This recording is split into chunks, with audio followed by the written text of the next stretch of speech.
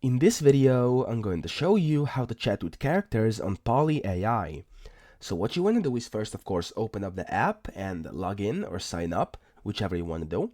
And then what you have to do is go to the second tab down below, which is to the left of that middle plus, where you want to click on the chats.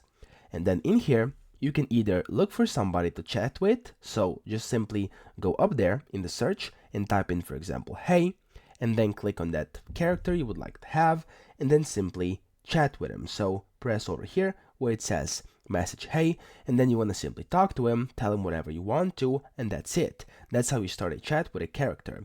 What you can also do is while you're out here, you can also go here to your home screen and explore different characters. As you can see, you've got featured and explore characters. You can also, as you can see over here, select different types of those characters, and that's pretty much it.